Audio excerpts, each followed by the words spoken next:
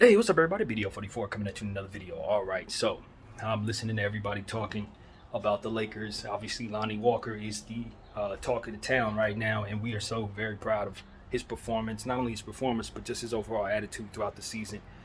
He's only been with us this year thus far, but I think he earned himself a right to be on this team, and of course, a part of this rotation from here on out, having gone just completely crazy in the fourth. Lonnie the fourth wearing number 4 in the fourth quarter. I mean, it's a lot. It's a lot there to like, and you just gotta appreciate where Lonnie is right now in regards to the sacrifices that he's put in, paying off, and him having that massive moment that may not have looked possible many times throughout this process. You know what I mean? May not have looked possible when he was playing for the Spurs in some down years. But he gets this particular moment, and it's just the beginning of other moments because we are going on a run right now. And I think our team is very much in position to move on from the Golden State Warriors and get into the Western Conference Finals.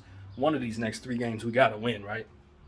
One of the next 3. And so that's kind of how we got to look at it for now. And I trust that our team is going to do what we got to do to make sure that we conserve energy while giving the necessary energy necessary to win the game, right? And so it's got to be a balance there. We want to make sure that we don't wear ourselves out dealing with the Golden State Warriors to the point where we don't have anything left after those guys.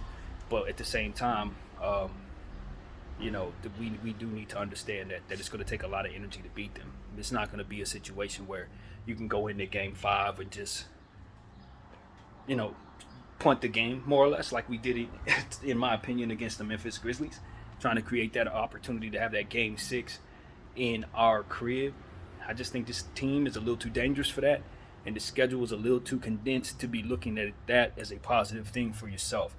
Um, if we had like 3 and 4 days in between games, that would probably make it a little more easy to handle what that would actually entail if things were to go wrong.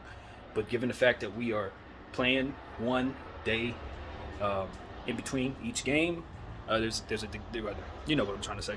At the end of the day, you want to put yourself in a position to not strategize more basketball in this series.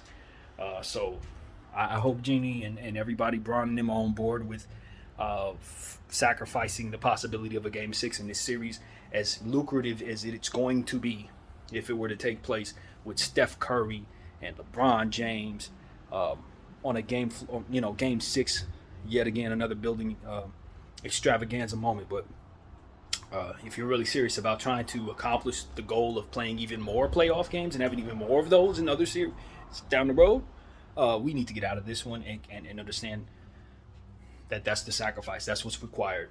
We don't always get a game 6 in our building every series. You know what I'm saying? Even though you may not make the playoffs again for how long, you don't know what. You don't want to get so caught up in what happens in the playoffs outside of the court that you forget that you're supposed to be winning the games and that you're going to be judged by how successful the team is. So that's what I think our team may have done. I have reasons to believe that we just didn't really want to win game 5 against Memphis, so that we can have that big moment in game 6. And it was fun. Game 6 was great, but I just think that more basketball is the worst way to go when you have players like Anthony Davis and LeBron James who need to play less in order to get the most out of themselves. So we got to be smart. We need AD to play basically 40 plus minutes every game for us to really be dominant. And so let's make sure that he doesn't have as many games to play, and that'll give us more of a likelihood that he's able to dominate the games. So we know what it is. We have to win 9 more basketball games. Now, how many more we have to play? More than that, more than likely. I don't think we're sweeping anybody, but I do believe that we're a hell of a team, and there's a chance we can sweep people. I'm not ruling it out. I'm just saying you don't expect to pull 2001 out your back pocket again, because y'all know we only lost 1 playoff game in that series, but we also had Shaquille O'Neal dunking the ball and scoring 36 points a game. So Shaq ain't walking through that door, but we do have Anthony Davis and LeBron James, and that's more than enough to be who's left. Believe me, it is. And that's why I'm so excited about our situation, more so excited than I've been at any point since we won the championship in 2020. And I actually like this team a lot better than 2020, believe it or not. I like the youth. I believe in the depth here a little more than, well, 2020 had a lot of depth, but I just think the 2020 was a bit older squad. It was a bit more built for not having to travel. I think they did it much better because it was a bubble, rather than have to fly all over the country all the time with that older unit. But who knows? Who knows? Either way, it won the championship. I think this team has a chance to do the same. And I would legitimately be disappointed if we're healthy, all the way healthy, and don't win it. The only thing that I say is you got to respect the opponents out there. The guys like Joel Embiid, Jason Tatum, they're hungry. Their teams have been together. Jimmy Butler. Yeah, I don't expect to lose to those guys, but at the same time, we don't know those teams. Things can happen. But at the end of the day, as far as I can tell, just looking at the two, not the two teams, but the teams that are left, I genuinely believe that the Los Angeles Lakers are the favorites to win any 7-game series against any of those opponents. And the path forward means we don't have to play all of them, which is obviously a good thing. So let's just be present. You know, obviously it would be great if this series were over, but we didn't take care of game 2. So we still got to strategize a way to beat Steph Curry and Klay Thompson, just like any other situation. And if you don't go out there and beat them, guess what? You got the same problem again. And if you don't go out there and beat them, guess what? You got the same problem again. So it's one of those situations where you're not out of this fun house with these guys. Just because we've been beating them doesn't mean that game 2 didn't happen. Doesn't mean that they didn't have a majority of a lead in game 5 or 4 rather, just now. So we need to understand that they've had success. They've strategized ways of looking like the smarter team on the basketball floor a lot of the time, and that means we have a lot of growth to do. But we've also found ourselves in situations where we've schooled them and we've allowed our strengths to lead the way. And so, as I look at this team and how well they're playing, and I look at how we haven't lost many home games since the turn of the play. We haven't lost any home games in these playoffs. You gotta look at the team and understand how good they've been as of late, and just kind of got to get excited if you're a Laker fan about the possibility of a healthy Laker team hoisting a trophy this season. And so that's really the song. That's the song we're singing. We don't care too much for anything else other than that at this point. After you get, 3 wins into the second round, you start thinking about the bigger picture. The urgency, obviously, just 3 months ago was to try to make the playoffs. We were in a below 500 situation. You know what I mean? This has been one hell of a season. And you consider who all was on our roster at the beginning of the year versus who's on it now, and how we got from point A to point B. Think about how we didn't make the playoffs last year, and we complained all year about small ball and how much of pain it was to watch that season as a whole, even though we loved having guys like Malik Monk and Stanley Johnson. But ultimately, this season, the way that it's shaping up, if it continues on this path, it's going to be one of the most memorable seasons of our lives as Laker fans. It's going to be one of the most memorable. And it's going to be because of how bad we started, the need for a trade, the fact that we made the trade, and then ultimately how we staggered all the way through the second half of the season just to make the play-in tournament and then proceed to run through the first and now hopefully through the second round. So this is a Cinderella story. And it looks like another one's happening on the other side of the country in Miami. And we could be seeing a repeat of the bubble chip. We really could. I think there's a genuine repeat of that matchup that could be possible at this point. Because right now, Miami is playing the best basketball in the Eastern Conference. They really are. And so that's just what's out there to see. So, it is what it is. We worry about what we got to handle.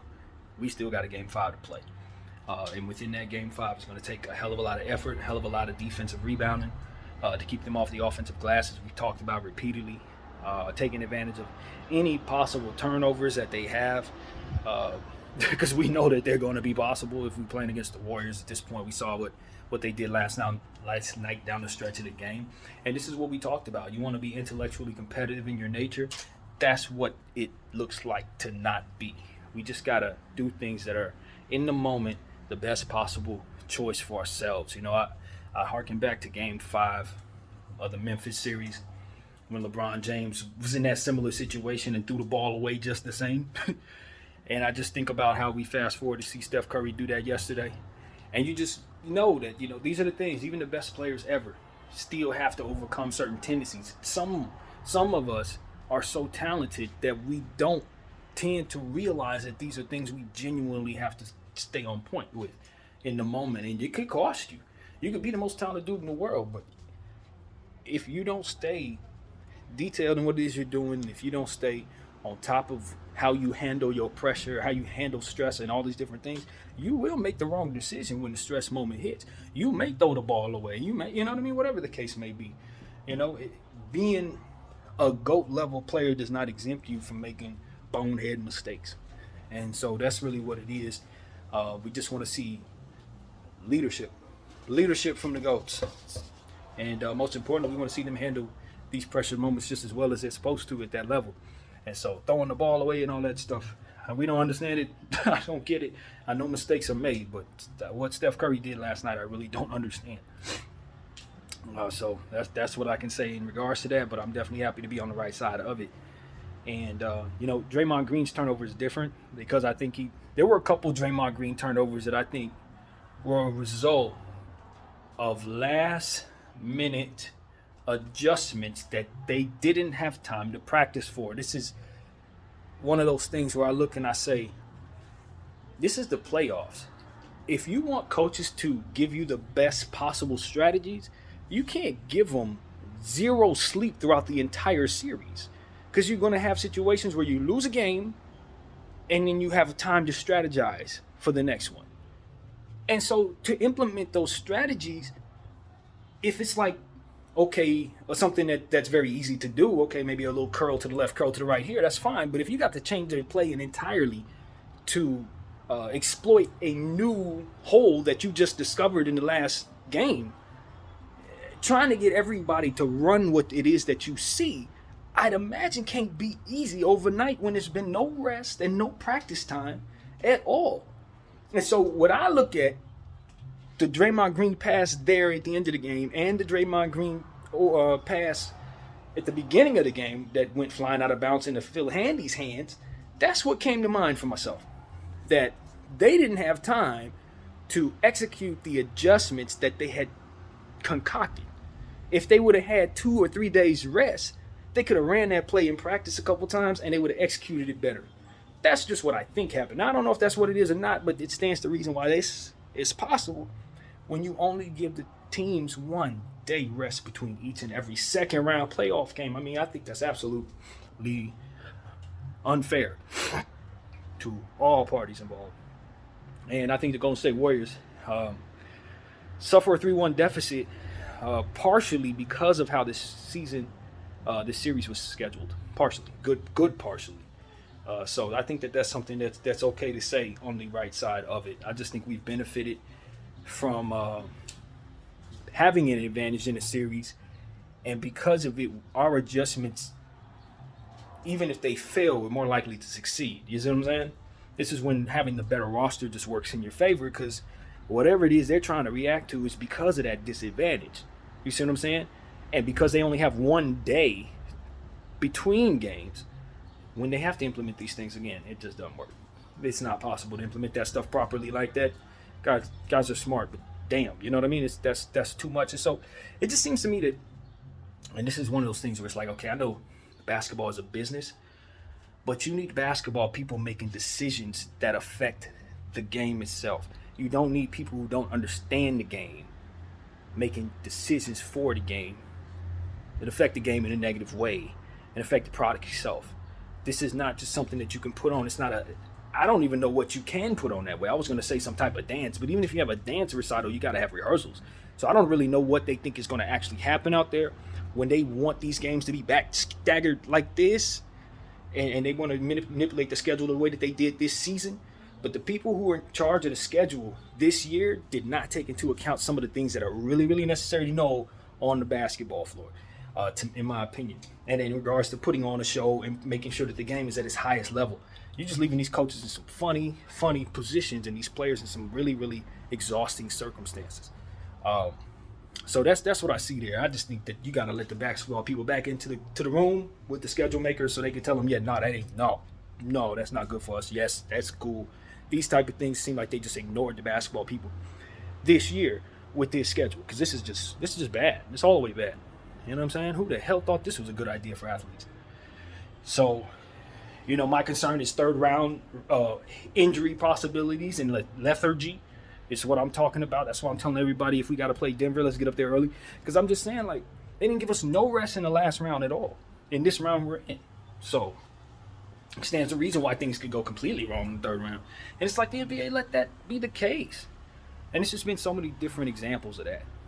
All up and down the schedule. And it's just like, what the hell were you thinking? You were working against yourself. If you were trying to put on the best show, you made it so that it's more or less likely we'll see less players that you want to see in these games because of how you schedule them. So it's like, who did you let in the room? I don't know. But anyway, that's what I got to say about the schedule. It just looks like some weird psychology there to me, to be honest with you.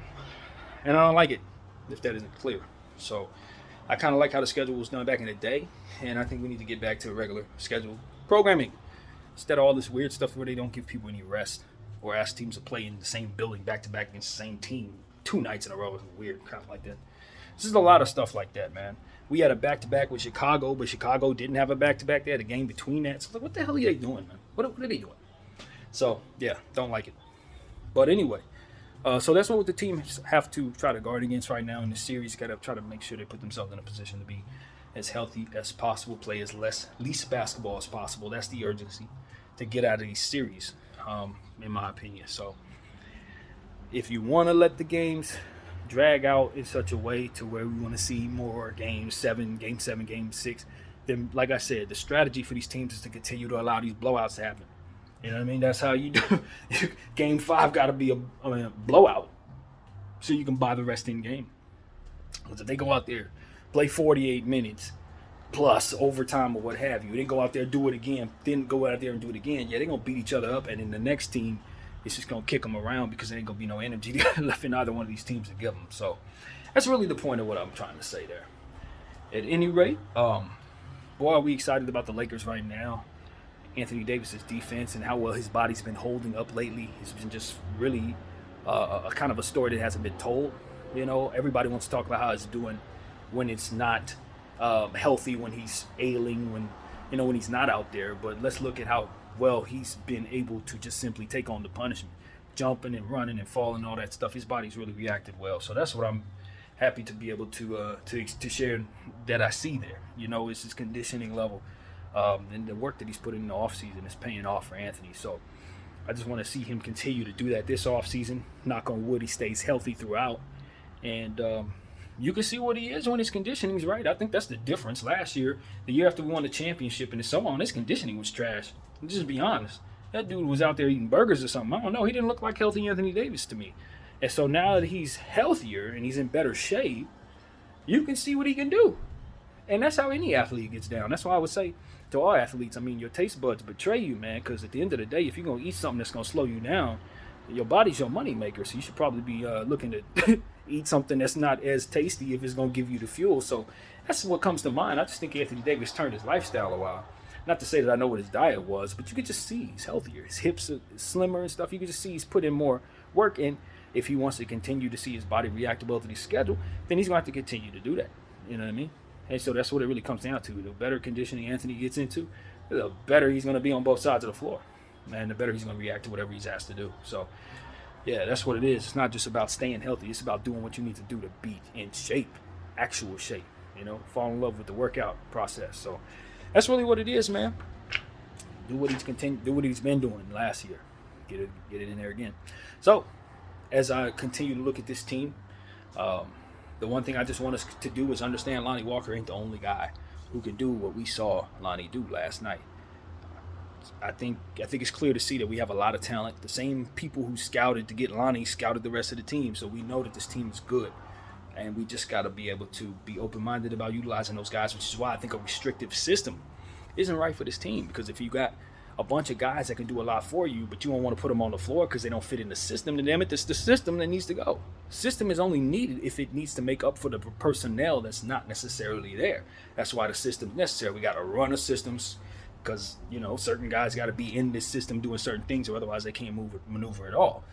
But that ain't what we got. We got a bunch of dudes that can run street ball, a bunch of dudes that can do stuff without plays being called for them. So I think we've done well in those situations. You let Vando run around and just kind of do whatever he wants to do, you're gonna have the ball in your hands. He's gonna come up with it, and so just gotta stop running plays for guys like that and let them be. and then run plays for guys like Lonnie, run plays for guys like Rui, guys who really need opportunities to showcase their skills, but maybe don't get that because we're too busy trying to run a system that does other stuff. It's like, yo, I think we can simplify the game and implement parts of the system just the same and get a good sweet medium of both. And then if for some reason the personnel changes, we can implement the system more, you know what I'm saying, and still have that in rotation. But we can't be just strictly married to a system when it doesn't logically make sense for what it is we're doing. We got to be a bit more flexible. And I think maybe that could be something we work into our equation as we go forward.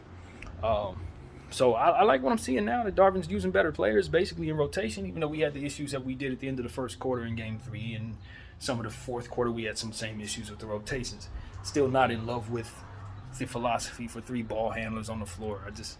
I don't need it, especially when the ball handlers are undersized. I just hate it so very much seeing that down there. Even though I do like the idea of everybody being able to take people off the dribble and stuff, and not when as it pertains to leaving rebounding, punted, shot blocking, punted, interior defense as a whole, just punted. So I don't think that's a good way to strategize basketball anyway. And so I just don't get it. I don't get it. I don't like it. And it doesn't work. So it's a bad combination. And when we get away from it, good things happen. So I just don't want us to ever go back to it. That's it. That's really the thought. I say it every day. Nothing new. So yeah, that's it, man. Hopefully Mo Bamba's ankle isn't giving him more trouble. The setback is strange given the fact that he hasn't had any playing time. So I don't know what's going on there. Some people's body just doesn't really hold up. I don't know if he's one of those guys or not, but his health issues are starting to pile up in a way that makes you wonder if you're going to be able to see him put on a uniform in the playoffs. So I know his length is useful. I don't know if I can go as far as to say we need it, because we haven't seen it and we've been successful. But once you start getting further into these rounds, you do want that option. So hopefully he can be healthy, and hopefully Darvin can see how Lonnie succeeded in this situation and maybe try some other guys too. Because at the end of the day, your team is deep enough to do that. And other teams don't have that option.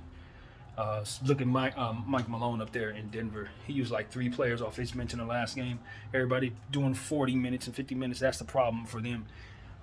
It's going to wear them down as the series progresses. But nevertheless, that's the type of thing. It's like, yo, if he had to bench a mob like we got, stay ready dudes like we got, I'm pretty sure he would be happy to use them. So we got to use ours. So that is the thought, man. I don't know if there's anything else that's going to kind of carry me to the Kobe minute as I look at 22 up there.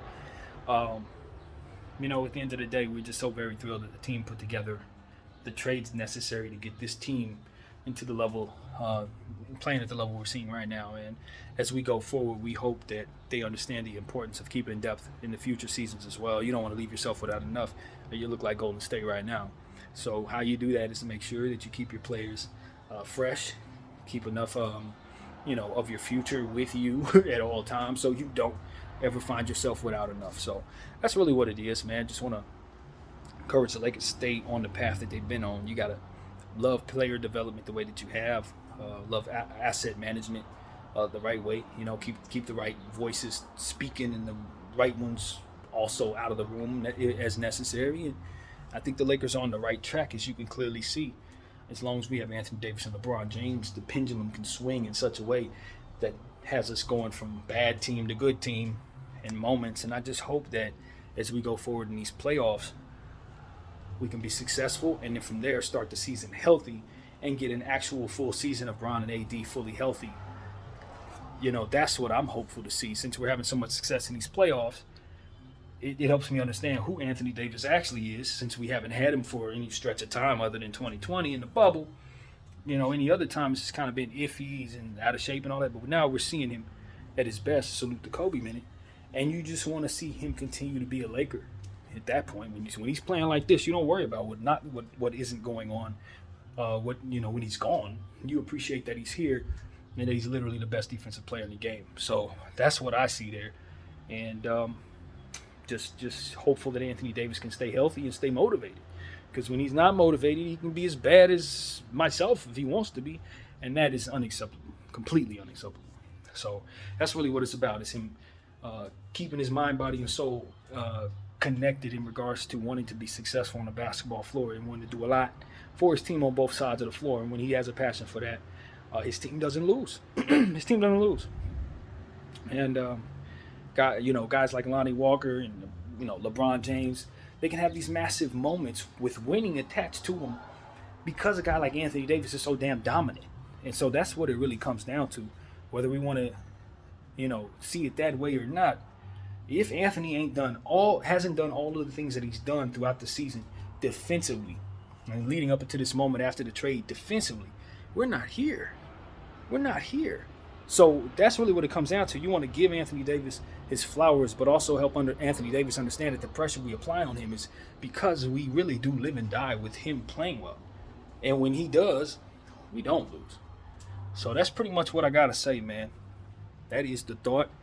I encourage everybody to continue to check out all of my old videos in regards to these series and anything else that I've ever said leading up to this, because a lot of this stuff that we're seeing has been talked about, which is really, really interesting to me. So it's like, I hope people have been following me. If not, I hope you got the patience to go back all through a lot of those videos and see what it is that's been brewing over here, because you know what I mean? We talk to the team, and a lot of stuff that we've been saying to the team, they've been doing, like literally. And it's starting to get a little weird. It's like, whoa, who's following me, yo?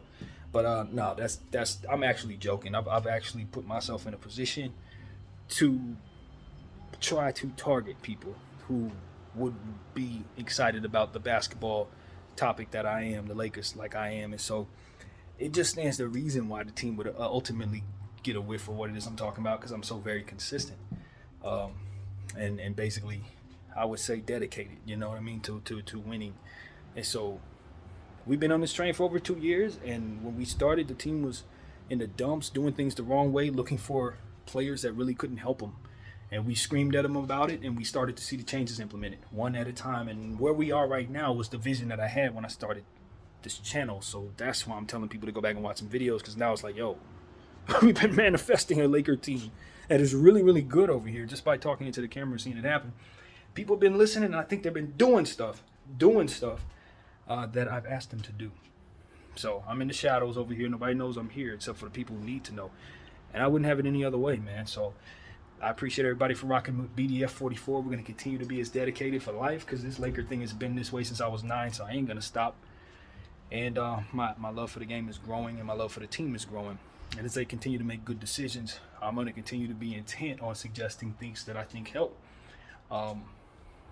Until they don't need me no more, basically. Until they get it to a point where we're just so damn dominant, I don't even have to say anything anymore. So that's really what it's about, man. And I think we can get there. I think we know how to do things the right way, and I think we know that things change in the NBA quickly. So we got to keep learning. It's a science. It's not something that you learn and that's it. No, you got to keep applying new understanding. So I'd like to get my basketball IQ up. You know what I'm saying? I listen to people who know the sport better than I do, and I refer you guys to people who know the sport better than I do. You don't come to me for that. You just come to me for the uniqueness of what I bring to the table in regards to how I see the Lakers, see the league, and ultimately see the world. So I appreciate everybody for rocking with BDF 44. That's pretty much all I got to say.